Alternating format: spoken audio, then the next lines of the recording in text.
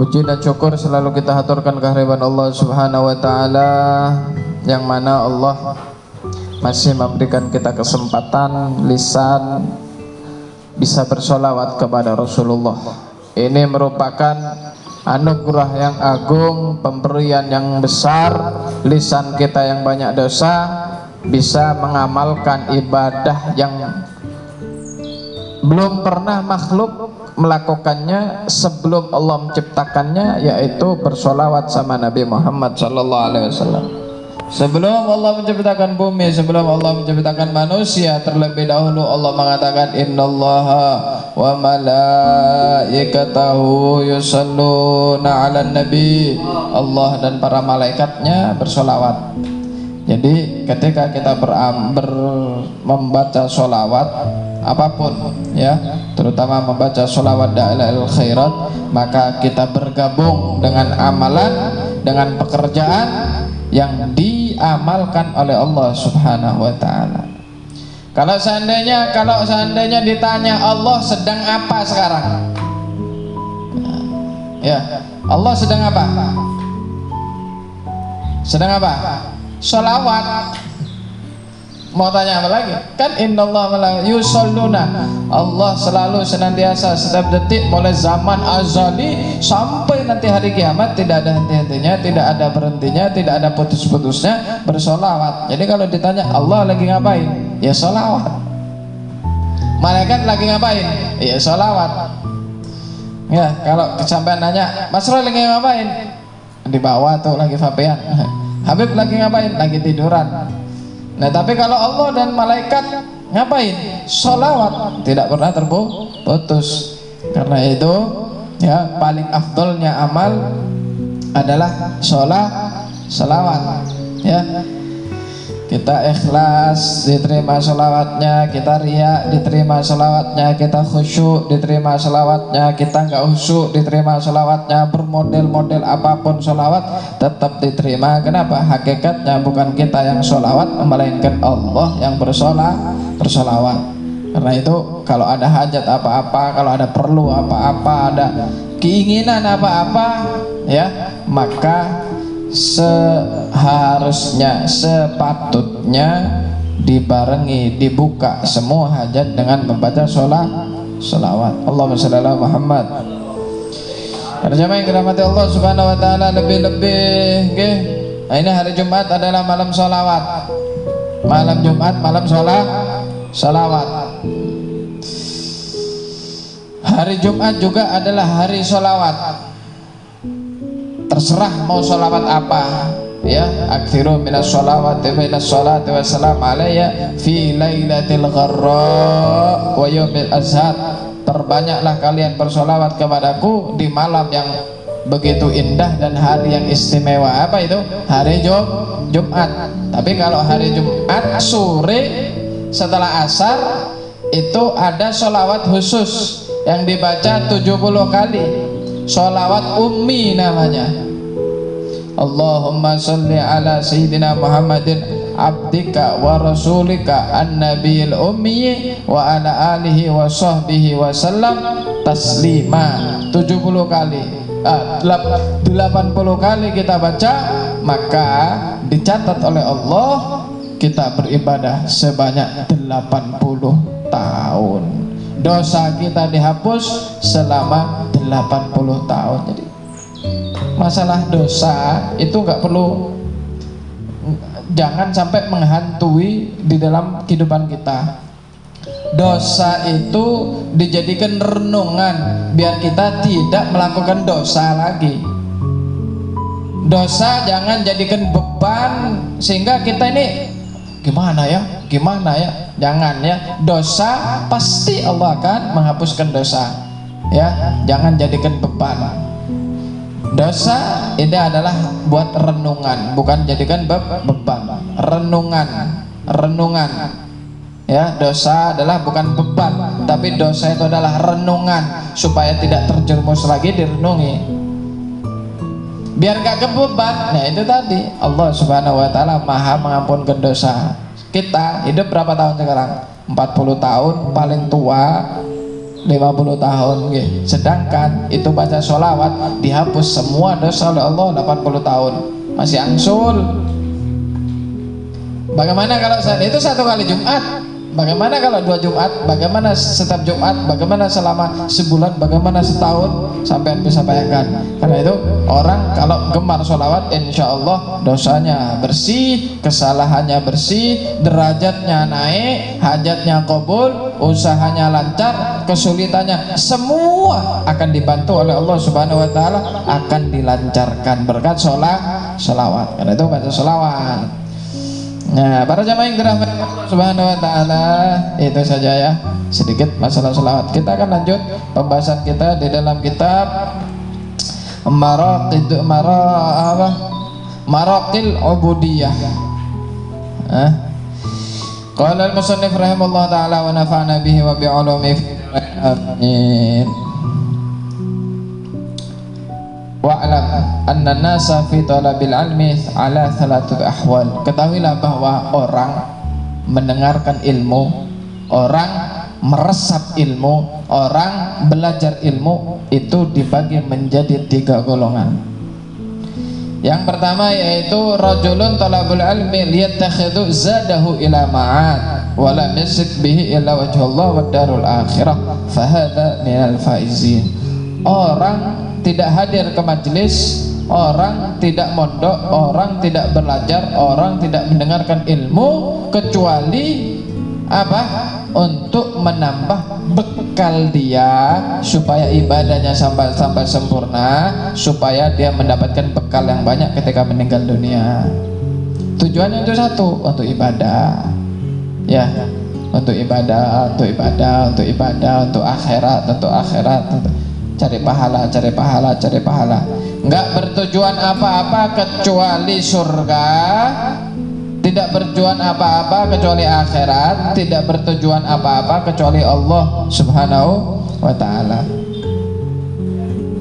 Kalau seandainya manusia itu beribadah, zikir, wirid, sholat, tahajud, berdoa karena mengharap sesuatu, maka biasanya ibadahnya tidak akan awet. Kalau pengen istiqomah, kuncinya satu, beribadah, berdoa, berzikir karena satu, mengharap ridho Allah Subhanahu wa Ta'ala, bukan karena kita lagi pengen sesuatu, ya, bukan juga karena kita dalam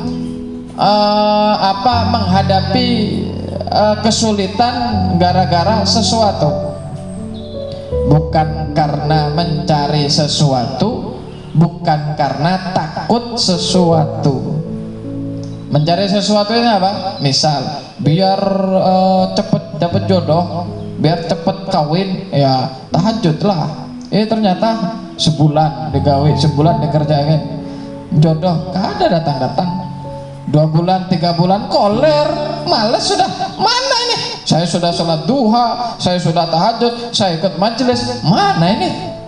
Kada ada yang nyantol ini biniannya. Berhenti sudah. Atau karena khawatir, takut kepada sesuatu. Misal ada masalah, ada problem, ada kesulitan. Ketika dia ibadah, zikir, wirid, baca sholawat, baca dalail, baca burdah, semua dia baca, mau haji, sholat duha, tapi kesulitannya tetap aja gak diberikan kemudahan oleh Allah Subhanahu wa Ta'ala, belum diberikan jalan keluar. Akhirnya dia ngomong, aduh, ini sudah capek saya ini, sudah meluangkan waktu sholawat, baca burdah, baca dalail, tapi masih aja kreditan nunggak 7 bulan misal. Akhirnya ampi, Anda berhenti, akhirnya malas. Kenapa? Karena apa? Karena dia khawatir kepada sesuatu. Karena itu Allah Subhanahu wa Ta'ala pengen ngetes ketulusan kita aja. Tulus enggak ini? Tulus enggak ini? Tulus enggak ini? Kalau sudah tulus, tidak berharap sesuatu dan tidak karena khawatir sesuatu, maka Allah akan hambur kepada kita dunia dan isi-isinya. Ngetes saja. Betul-betul kan ada. Kita aja punya bini gawiannya ngetes setiap hari lah, apalagi Allah Subhanahu wa taala. Kita punya kawan kadang ngetes. Kita punya kita mau masuk kerja, melamar pekerjaan aja dites. Apalagi kita melamar menjadi orang soleh, melamar menjadi orang dekat dengan Allah, pastilah dites oleh Allah Subhanahu wa taala. Dengan apa? Itu tadi kadang yang kita tunggu-tunggu nggak kunjung datang. Entah itu hajat belum kabul atau kesulitan juga belum selesai. Itu Allah ngetes saja. Karena itu istiqomah bukan karena apa-apa, tidak minta apa-apa, tidak mencari sesuatu apa-apa, melainkan kita mengharap ridhonya Allah Subhanahu wa ta'ala. Kenapa? Kalau biasanya kalau niatnya karena dunia, gampang hilang istiqomahnya, gampang hilang istiqomahnya, sehingga ya sulit. Nah, orang pengen selamat ketika mencari ilmu, niatnya cuma satu, pengen akhirat bukan karena bangga-banggaan, pengen apa-apa, enggak. Ada lagi yang kedua, rajulun talabu listi'ani bi ala hayatihil ajilah. Orang kadang mempelajari ilmu, belajar ilmu, mengkaji ilmu, kemudian memperdalam ilmu. Tujuannya yaitu pengen kehidupan yang sementara, wa yanalu bil azzu wal jah wal mal, supaya dia dapat sanjungan orang, supaya dia mendapatkan pangkat, atau supaya dia dapat uang. Ya, maka ini adalah minal mukhatirin, orang-orang yang jauh daripada Allah Subhanahu wa taala. Kalau ini enggak tobat, yaitu khifa alaihi min su'il khatimah, ditakutkan dia akan mati dalam keadaan su'ul khatimah. Jadi dia belajar ilmu, baca buku, misal baca Ihya, bukan dia pengen ngamalkan Ihya. Ya, untuk apa? Untuk supaya kalau ada orang datang dikisahkan, tahu lah kamu, dikatakan Ihya itu diterangkan sebenarnya, biar orang wah, ini mantap juga ilmunya lah. Nah, untuk sombong-sombongan, untuk pamer, belajar ilmu makrifat, belajar ilmu hakikat, belajar Ihya, kemudian riyadhah, ini tujuannya bukan karena Allah, tapi pengen apa? Al-jah tadi, al-azzu, pengen disanjung, pengen dimuliakan. Ini dapat menyebabkan su'ul khotimah ini. Atau wal mal, pengen harta, pengen harta. Kayak apa harta? Ya, para jamaah yang dirahmati Allah Subhanahu wa taala, ketika manusia ini punya ilmu yang banyak, ilmu yang tinggi, maka godaannya yaitu al-jah wal mal, yaitu sanjungan, dimuliakan atau harta. Harus betul-betul hati-hati, murni dia berdakwah, murni dia mengajarkan ilmu karena Allah Subhanahu wa taala. Kemudian para jemaah yang dirahmati Allah Subhanahu wa taala,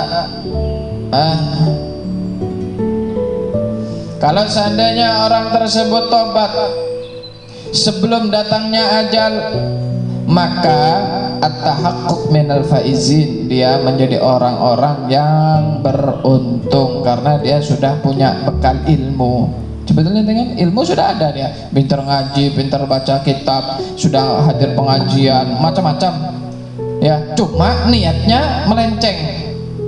Kalau nggak tobat, su'ul khotimah. Tapi kalau seandainya dia tobat, menjadi orang beruntung. Kenapa? Karena dia senjata sudah ada, sarana sudah ada. Ketika dia tobat, maka insya Allah akan menjadi hamba yang diangkat derajatnya oleh Allah Subhanahu wa ta'ala. Karena itu orang alim walaupun melenceng, orang alim walaupun tersesat, orang alim walaupun dia salah jalan, bukan ilmunya yang sesat ya, tujuannya yang sesat, tujuannya yang sesat, bukan ilmunya yang sesat. Kalau ilmu sesat ini sampai mati gini tetap sesat, cuma niatnya itu, niatnya menjual ilmu, menjual fatwa, kayak apa nih, haram.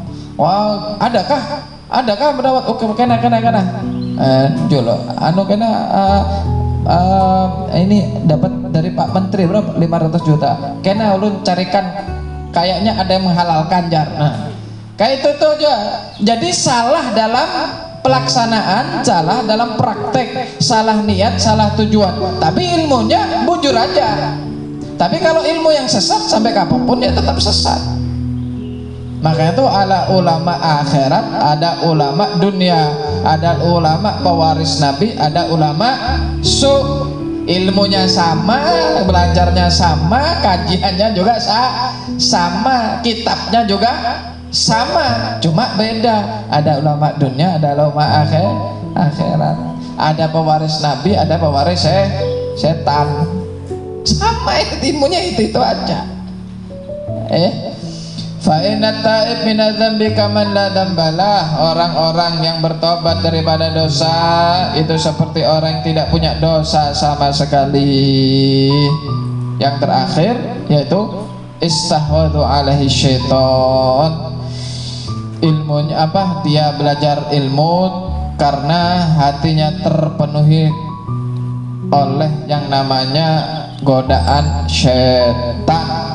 Tujuannya bukan karena apa-apa, tujuannya cuma satu, at-takatsur bil mal wat tafakhur bil jah. Dia bangga-banggaan dengan hartanya dan dia bangga-banggaan dengan kedudukannya. Dia bangga-banggaan dengan banyaknya al-ittiba, pengikutnya.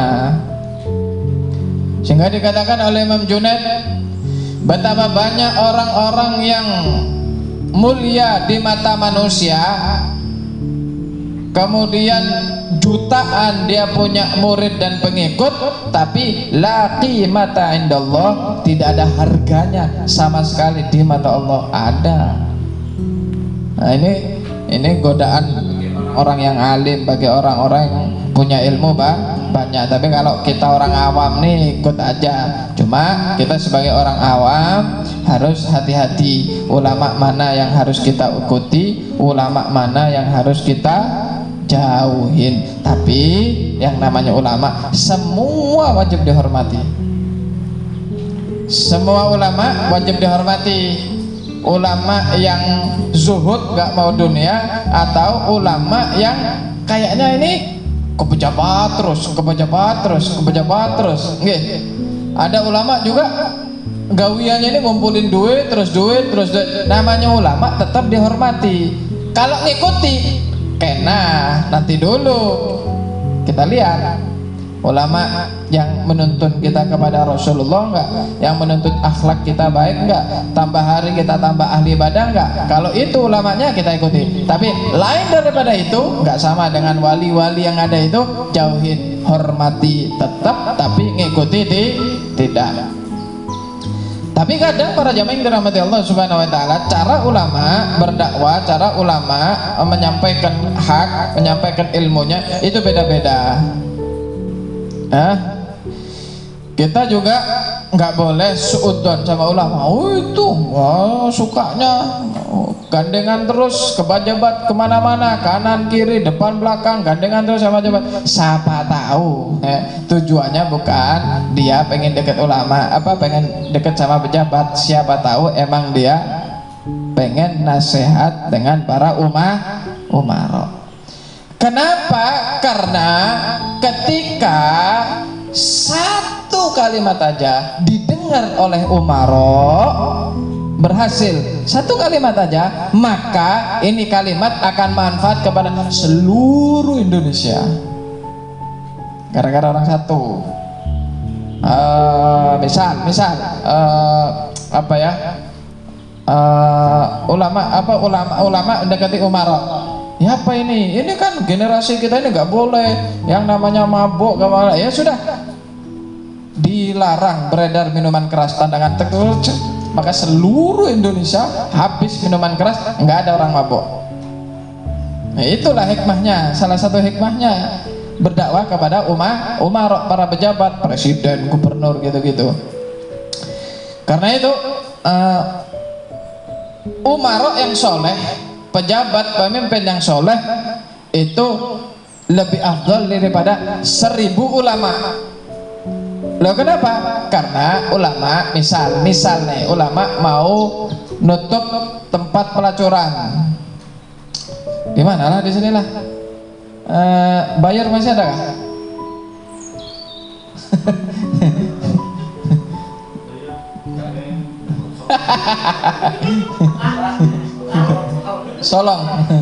Solong, misal Solong. Nggih, pian demo ngerahkan seluruh ulama sesamarinda, belum tentu tutup tuh. Kalau perlu bukan ulama sesamarinda, sekaltim demo 7 hari 7 malam, belum tentu tutup. Tapi kalau pejabat, besok Solong harus tutup di portal, tanda tangan, shred, sudah, besok sudah rata, habis. Nah itu kekuatan penanya seorang pejabat. Karena itu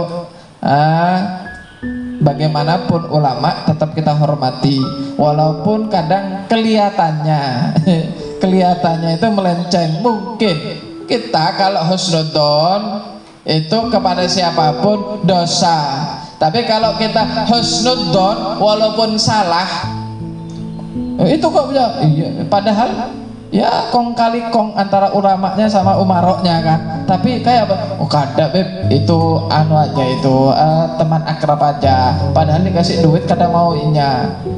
Husnudzon aja, padahal ya kayak itu juga ulamanya enggak dosa.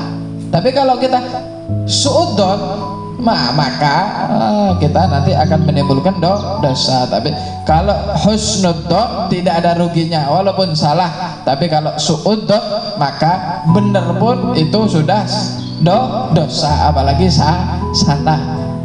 Karena itu tidak ada amalan yang lebih mulia daripada husnudzon. Tidak ada amalan yang lebih jelek daripada suudzon, berprasangka jelek.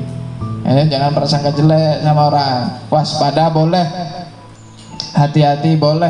Ini kayaknya mau mencuri ini aja.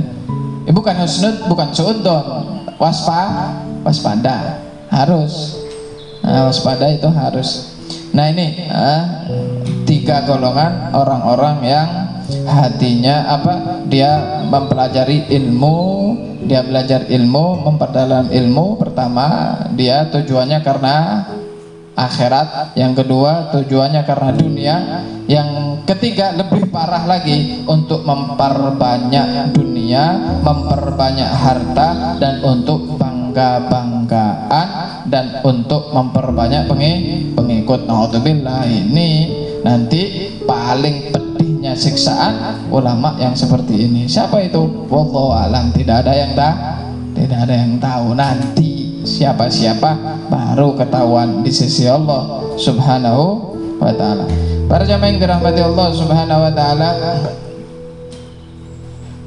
orang kalau punya ilmu masuk surga itu mudah sekali.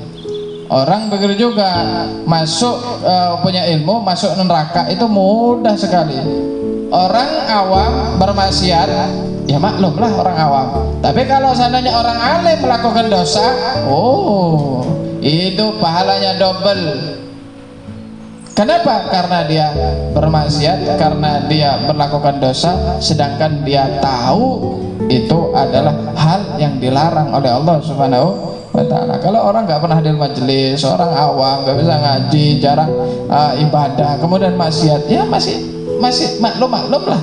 Tapi kalau sudah mondok, belajar ilmunya banyak, baca kitab, masih aja melakukan dosa, wah ini luar biasa ya, ini kebangetan. Karena itu asyaddun nas adzaban yaumal qiyamah alimun lam yanfa'ullah bi ilmihi.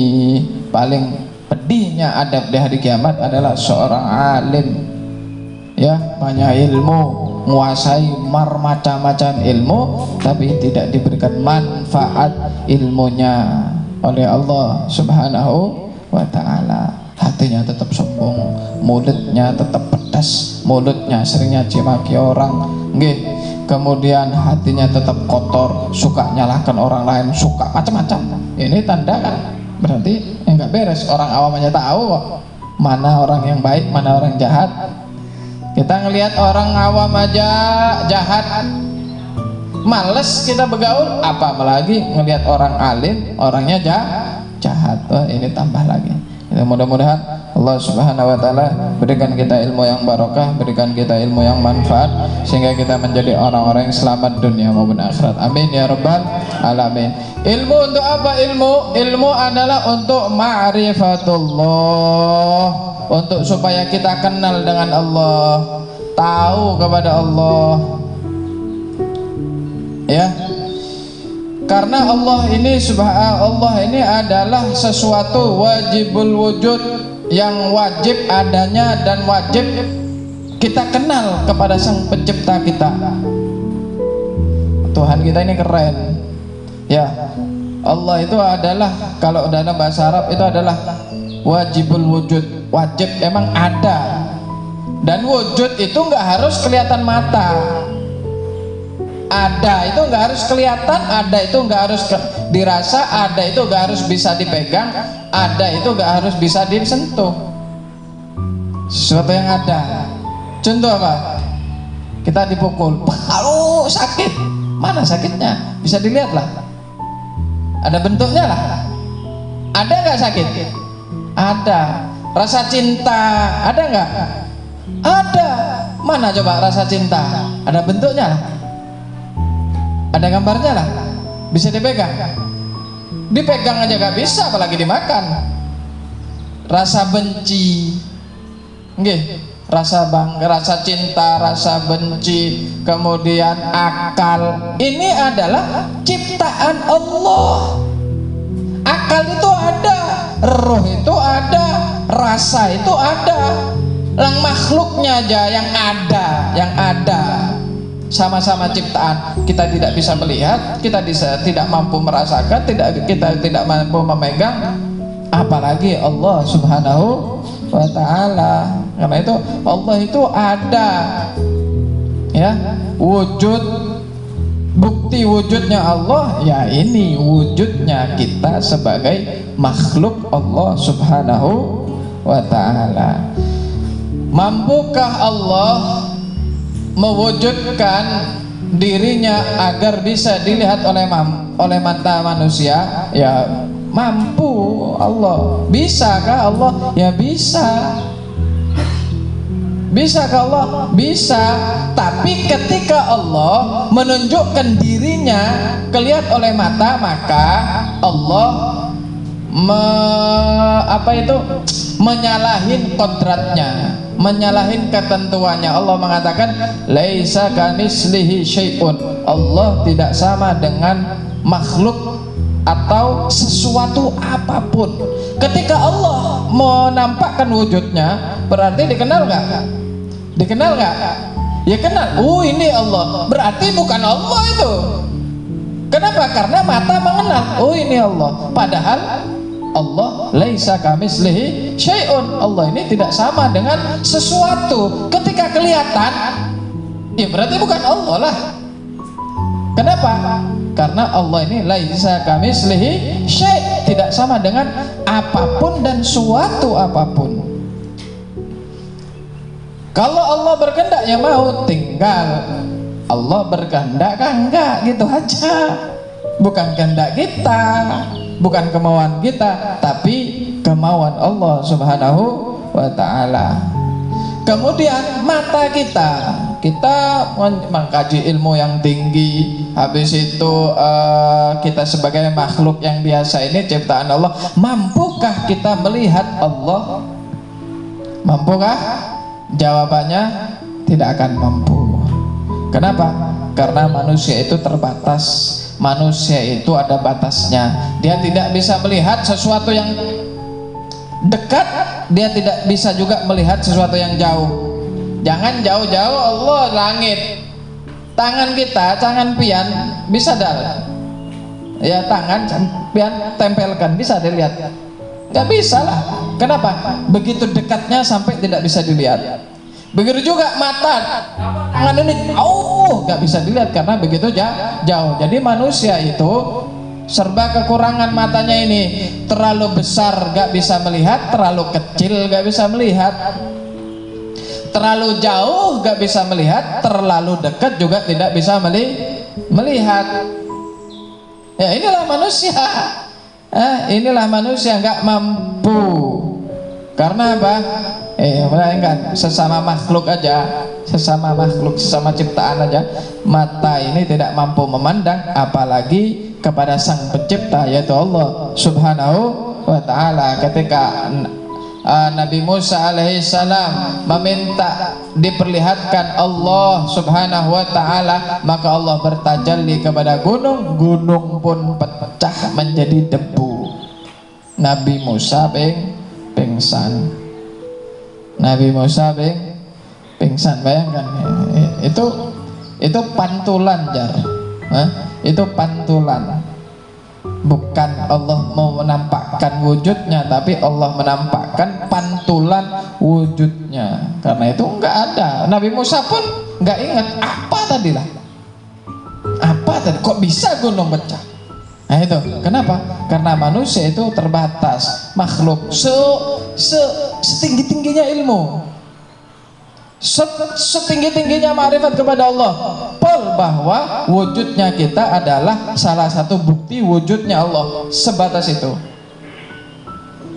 Paham?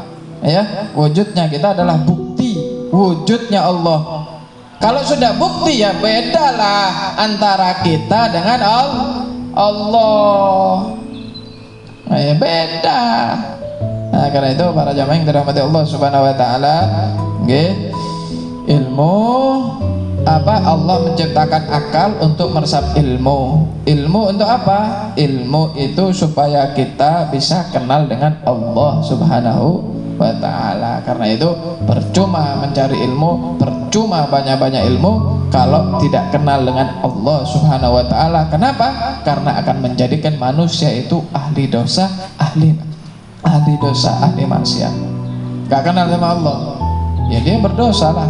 Contohnya, gara-gara dia gak kenal Allah, suruh sholat malas, disuruh ngaji berat, disuruh zikir malas. Kenapa? Karena dia gak kenal bahwa nyawa dia itu siapa yang ngasih, oksigen dia itu siapa yang memberi, yang gerakkan jantungnya dia itu siapa, yang membuat paru-parunya dia berjalan ngembang kempis itu siapa? Dokter atau wali kota?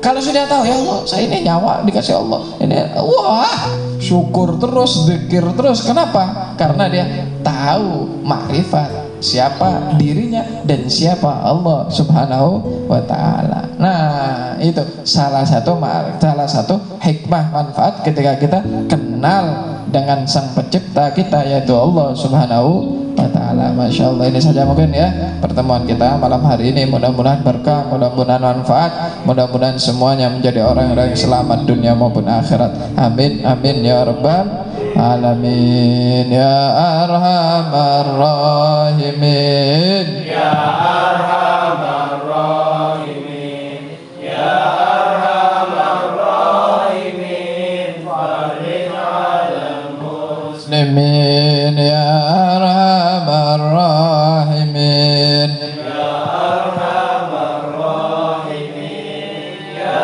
arhamar rahimin. Farij 'alal muslimin. Shalak bijahil judud waliyuqimul hudud fina wa yakfil hasud wa yadfa'ul zalimin. Ya arhamar rahimin, ya arhamar rahimin, ya arhamar rahimin. Farij 'alal muslimin bijahi Thahar Rasul Jud Nabil Qabul wa hablana kulla sul Rabbi stajib li. Amin ya arhamar rahimin, ya arhamar rahimin, ya arhamar rahimin. Farij 'alal muslimin. Rabbi hayyina syakirin wa وتوفنا مسلمين نبعث من الآمنين في زمرة السابقين يا أرحم الراحمين يا أرحم الراحمين يا أرحم الراحمين فرج على المسلمين تقبل الله منكم